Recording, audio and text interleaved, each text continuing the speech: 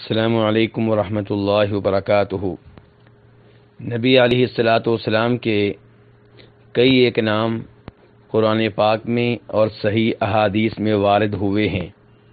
ان میں سے ایک محمد ہے، دوسرا احمد ہے، اور یہ وہ دو نام ہیں جو قرآن پاک میں بھی آئے ہیں۔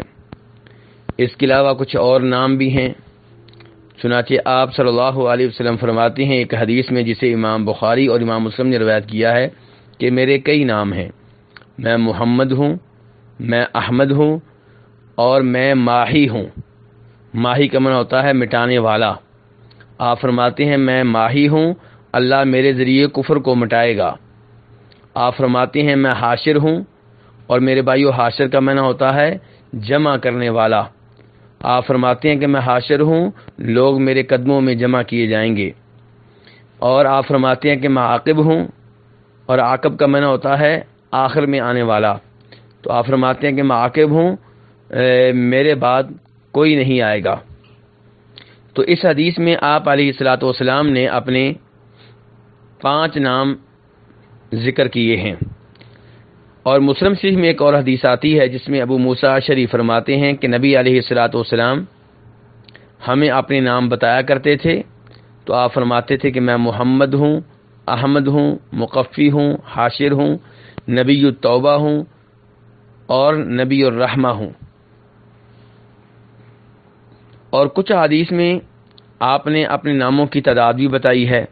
چنانچہ بخاری شریف کی ایک حدیث میں، کہ جسے روایت کرنے والے جبیر ابن مطعم ہیں، آپ فرماتے ہیں میرے 5 نام ہیں، اور پھر آپ نے وہ 5 نام بتائے جو ابھی اوپر میں نے ذکر کیے ہیں: محمد، احمد، ماہی، حاشر اور عاقب۔ حافظ ابن حجر رحمہ اللہ فرماتے ہیں کہ اس حدیث سے یہ معلوم ہوتا ہے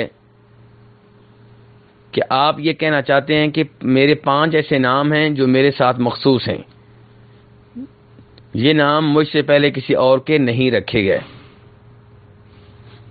تو نبی علیہ الصلاۃ والسلام کے نام بہت عظیم ہیں، جیسے آپ خود عظیم ہیں۔ لیکن کیا آپ کے نام 99 ہیں؟ کیا آپ کے نام 200 ہیں؟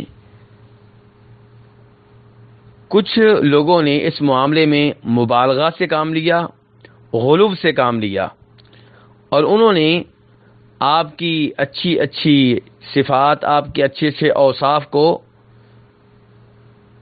آپ کے ناموں کا درجہ دیا، جبکہ وہ آپ کے نام نہیں بلکہ آپ کے اوصاف ہیں۔ جیسا کہ اللہ تعالیٰ فرماتے ہیں سورہ احزاب میں، یا ایھا النبی انا ارسلناک شاہدا ومبشرا ونذیرا وداعیا الی اللہ باذنہ وسراجا منیرا۔ سورہ احزاب آیت نمبر 45 اور 46، کہ اے نبی، بے شک ہم نے آپ کو گواہ بنا کر بھیجا ہے، خوشخبری دینے والا بنا کر بھیجا ہے، ڈرانے والا بنا کر بھیجا ہے، اللہ کی طرف اللہ کے حکم سے دعوت دینے والا بنا کر بھیجا ہے، اور روشن چراغ بنا کر بھیجا ہے۔ اب اس میں آپ کے اوصاف ذکر ہوئے ہیں: شاہد، مبشر، نذیر، داعی اللہ اور السراج منیر۔ یہ آپ کے اوصاف ہیں، آپ کی صفتیں ہیں، یہ آپ کے نام نہیں ہیں۔ لیکن آپ کے ناموں کے معاملے میں غلو سے کام لینے والے آپ کے اوصاف کو بھی ناموں کا درجہ دے دیتے ہیں، اور پھر اس کے ساتھ ساتھ کئی آپ کے نام ایسے ذکر کیے جاتے ہیں جو نہ قرآن میں آئے، نہ حدیث میں آئے، نہ نام کے طور پہ، نہ اوصاف کے طور پہ۔ چنانچہ ایک کتاب ہے دلائل الخیرات، اس میں آپ کے 200 نام ذکر کیے گئے ہیں۔ ایک اور کتاب ہے المستوفیٰ فی اسماء المصطفیٰ، اس کے آپ کے 300 نام ذکر کیے گئے ہیں۔ تو یہ سب غلو ہے اور مبالغہ ہے، جس سے آپ علیہ الصلاۃ والسلام نے روکا تھا۔ بخاری شریف کی حدیث ہے، آپ فرماتے ہیں لا تطرونی کما اطرت النصارى ابن مریم انما انا عبد فقولوا عبد اللہ ورسولہ۔ میرے معاملے میں غلو سے کام نہ لو، مبالغہ سے کام نہ لو، جیسے عیسائیوں نے عیسیٰ علیہ السلام کے معاملے میں غلو سے کام لیا، مبالغہ سے کام لیا۔ میں اللہ کا بندہ اور اللہ کا رسول ہوں، میرے بارے میں یہی کہا کرو کہ اللہ کے بندے اور اللہ کے رسول ہیں۔ کئی قرآن پاک کے ایسے ایڈیشن ہیں جن میں قرآن پاک کی ایک جانب اللہ تبارک و تعالیٰ کے 99 نام لکھے ہوئے ہیں اور دوسری جانب نبی علیہ السلام کے 99 نام لکھے ہوئے ہیں. اور عام طور پہ ایسا قرآن پاک کے ان نسخوں میں ہوتا ہے جو پاک و ہند سے چھپے ہوئے ہیں. اور شیخ عبدالعزیز ابن باز رحمہ اللہ سعودی عرب کے بہت بڑے مفتی جو فوت ہو چکے ہیں، انہوں نے اس سے روکا تھا.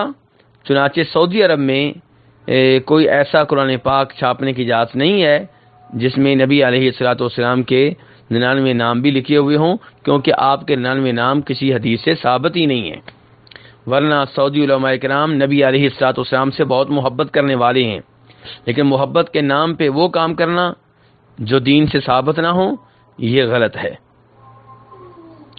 تو اس لیے ان معاملات میں احتیاط کرنی چاہیے، غلو سے بچنا چاہیے، دین میں کسی بھی ایسی چیز کو شامل نہیں کرنا چاہیے جو دین سے ثابت نہ ہو. واللہ تعالی عالم.